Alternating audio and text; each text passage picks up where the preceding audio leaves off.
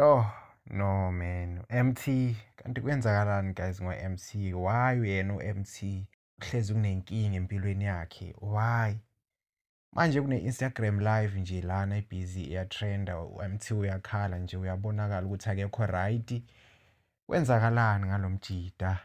Why impilo yakhe nje ihlezi nenkinga? Manje nje recently we've discovered or he discovered ukuthi unama-royalties bebamdlela wona boma 700,000 rands bebamdlela yona. Apparently unomuntu oshintshe ama-banking details, like they changed MT's banking details and put theirs, and bekangazi u-MT so sonke lesikhathi bekatshela ukuthi maybe izinto zi-right zihamba ngendlela, kanti next kunomuntu oshintsha ama-banking details afake ama-banking details akhe. Manje u-MT uyakhala lana akekho right, kunama-royalties le album yakhe uLogan imali akakayiboni because upostile wathi angikaze ngathola isenti from ama-royalties wale album. So manje ngiyacabanga ukuthi maybe iyo lento emkhalisayo manje. Ngapha nje mangibheka ama-comments ku-Instagram, abanye abantu bathi apparently his wife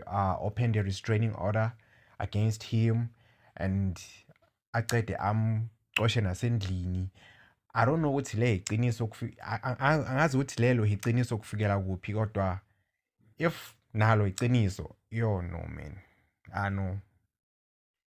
I know it's bad.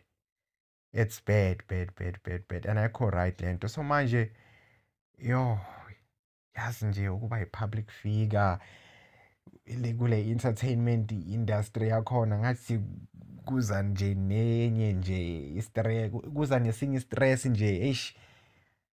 Yo, cause mina ngiyam-understand if vele ukhaliswa ukuthi bamkolota i-700,000 rands, imali eningi kabi leyo. Ngiyam-understand if yiyo lento emkhalisayo leyo, because what do you mean bra? 700,000 rands, what do you mean? So abantu ba-concerned ngaye manje bafuna ukwazi ukuthi kwenzakalani, if he's okay. Yeah, his fans, especially his fans, are worried about him. And akusiyinto right mfethu, MT shem. Yazi u-MT unetalente engakanani. You know, angiyazi ukuthi we always say this ukuthi MT is one of the best talented artists we have in South Africa. Kodwa nje umbona nje ahlupheka kanje, like afisana nama-challenges akanje empilweni yakhe. Akukho right, kubuhlungu. Kanti yena uyophumula nini? I-break uyoyithola nini ukuthi aziphilele impilo yakhe kamnandi without any problems?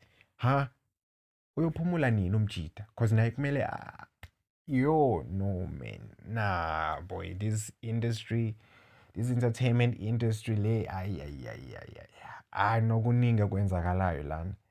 Because imagine umjida akhale ku-live, you know ukuthi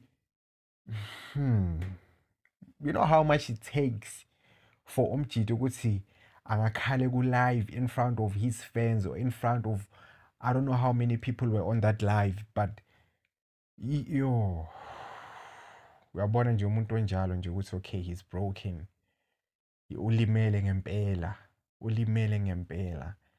So angazi ukuthi nina ngicabanga kanjani, ukuthi nibona ngathi and like MT manje kumele ayenzeni ukuthi athole i-peace empilweni yakhe? Kumele ayenze njani? Kunini bamtshontshela izimali zakhe? Kunini atshontshelwa fethu?